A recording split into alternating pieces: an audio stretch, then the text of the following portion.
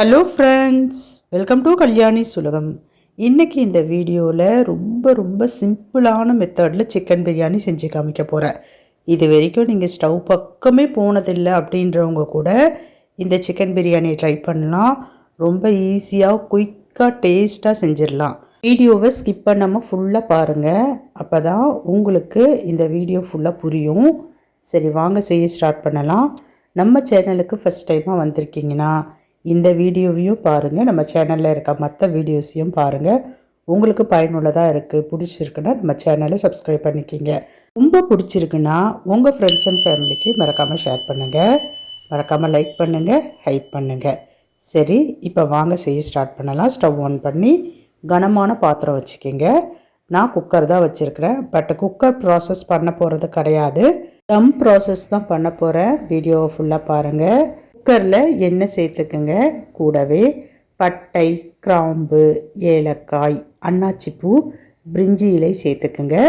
ஏலக்காய் கூடுதலாக சேர்த்து செய்கிறப்ப பிரியாணி மணமாகவும் ருசியாகவும் இருக்கும். வெங்காயத்தை நீல வாக்கில் மெல்லியதாக நறுக்கிட்டு சேர்த்துக்குங்க. சேர்த்துட்டு வெங்காயம் பாதி அளவு வதங்கின பிறகு தனி மிளகாய்த்தூள், கொஞ்சமாக மஞ்சத்தூள் சேர்த்து நல்லா மிக்ஸ் பண்ணிக்கிங்க. மிளகாய்த்தூள் சேர்க்குறப்ப ஸ்டவ்வை சிம்மில் வச்சுக்கிங்க.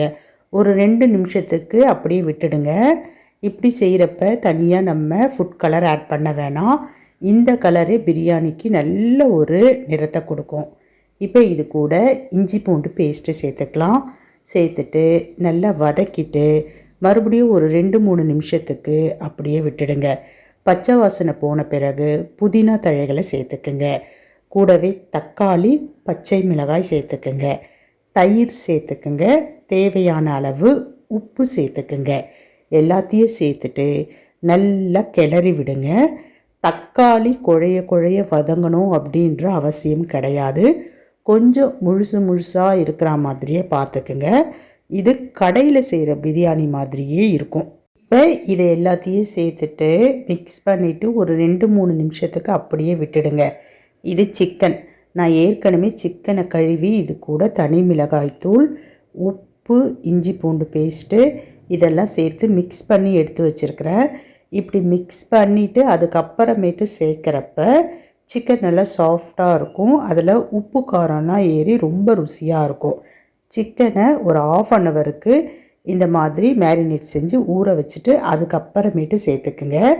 இப்போ நான் சிக்கன் சேர்த்துட்டு மறுபடியும் நல்லா வதக்கி விடுவோம்.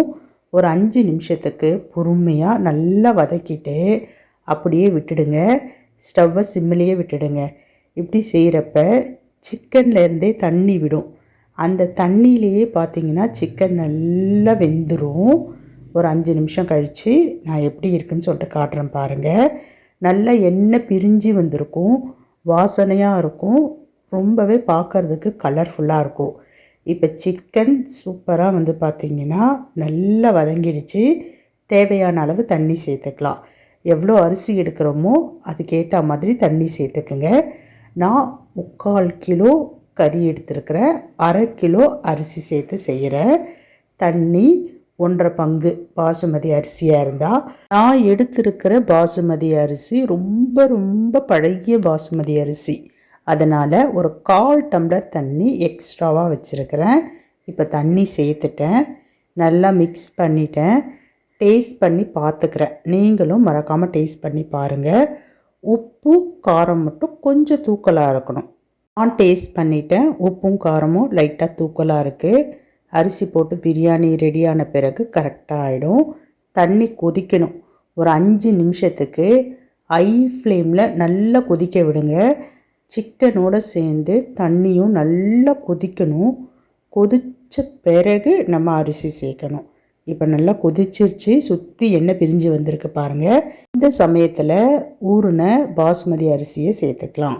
நான் முன்னாடியே சொன்ன மாதிரி இது நல்ல பழைய பாசுமதி அரிசின்றதுனால 20 நிமிஷம் ஊற விட்டுட்டு அதுக்கப்புறம் சேர்த்துக்கிறேன்.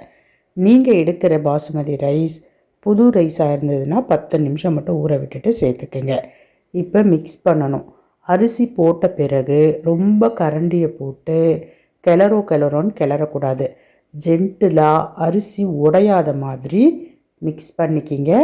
தண்ணி எவ்வளோ இருக்குதுன்னு சொல்லிட்டு பாருங்கள். பழைய அரிசின்றதுனால தண்ணி கொஞ்சம் கூடுதலாக இருக்கும். அப்படி இல்லைன்னா அரிசிக்கு மேலே தண்ணி கொஞ்சம் தான் கூடுதலாக இருக்கணும். இப்போ அரிசி சேர்த்தாச்சு, அரிசி வெந்துக்கிட்டு இருக்கு. தண்ணி கரெக்டாக குறைய வர டைமில் நம்ம தம் போடணும். இங்கே தண்ணி கொதித்து அரிசி போட வர டைமில் ஸ்டவ்வை கண்டிப்பாக சிம்முக்கு மாற்றிடணும். அரிசி போட்ட பிறகு சட்டுன்னு வெந்துடும் பாசுமதி அரிசியாக இருந்தால். அதனால் கவனமாக பார்த்து பக்கத்துலேயே நின்று செய்யுங்க. பாருங்க, நான் அரிசி சேர்த்து ஒரு 3 நிமிஷம்தான் ஆகுது. அதுக்குள்ளரவே தண்ணியினுடைய அளவு கம்மியாக ஆரம்பிக்குது பாருங்கள். இப்போ இதில் கொஞ்சமாக லெமன் ட்ராப்ஸ் சேர்த்துக்கலாம். ஒரு அரை பழம் அளவுக்கு நான் புழிஞ்சி எடுத்து வச்சுருக்கிறேன். அந்த ட்ராப்ஸை சேர்த்துக்கலாம். இது கூடவே நெய் சேர்த்துக்கலாம். ஒரு 2 ஸ்பூன் அளவுக்கு நெய் சேர்த்துக்கலாம். நெய் வாசனை பிடிக்காது அப்படின்றவங்க ஸ்கிப் பண்ணிக்கலாம். இப்போ ஜல்லிக்கரண்டி எடுத்து இந்த அரிசியை ஃபுல்லாக மட்டம் பண்ணிக்கலாம். தண்ணி கொஞ்சம் லைட்டாக இருக்கிற மாதிரியே பார்த்துக்குங்க. அந்த சைட்லலாம் உங்களுக்கு தெரியும். இப்போ நம்ம அரிசியை மட்டப்படுத்தியாச்சு. குக்கர் மூடி நம்ம கேஸ் கட்டோட சாதாரணமாக எப்படி குக்கர் மூடி போடுவோமோ அதே மாதிரி குக்கர் மூடி போட்டுட்டு விசில் போட்டுட்டு கம்பல்சரி ஸ்டவ்வை ஃபுல் சிம்முக்கு மாற்றிட்டு ஒரு 10 நிமிஷம் அப்படியே விட்டுடலாம். 10 நிமிஷம் கழித்து ஆஃப் பண்ணிவிட்டு கீழே இறக்கி நான் வச்சுட்டேன். மறுபடியும் ஒரு 10 நிமிஷம் வெயிட் பண்ணிவிட்டு அதுக்கப்புறமேட்டு ஓப்பன் பண்ணணும். இப்போ நான் ஓப்பன் பண்ணி காமிக்கிறேன் பாருங்கள். சூப்பராக சிக்கன் பிரியாணி எந்த ஒரு ஃபுட் கலரும் சேர்க்காமலே கலர்ஃபுல்லாக ரெடி ஆகிடுச்சு. ரொம்ப ருசியாக இருக்கும். நம்ம எந்த எக்ஸ்ட்ரா மசாலாவுமே சேர்க்கலை. இதே மாதிரி எந்த ஸ்டெப்பையும் மறக்காமல் இப்படியே செஞ்சிங்கன்னா ரொம்ப சூப்பராக செஞ்சிடலாம். செஞ்சு பார்த்துட்டு எப்படி இருக்குது அப்படின்றத மறக்காமல் சொல்லுங்கள். உண்மையிலே சொல்கிறேன், ஃபஸ்ட்டு டைம் செய்கிறவங்க கூட சூப்பராக செஞ்சிடலாம். அவ்வளோ ருசியாக இருக்கும். இதே மாதிரி நீங்களும் செஞ்சு பார்த்துட்டு எப்படி இருக்குது அப்படின்றத மறக்காமல் கமெண்ட் செக்ஷனில் சொல்லுங்கள். இப்போ நான் கிளம்புறேன். பாய்.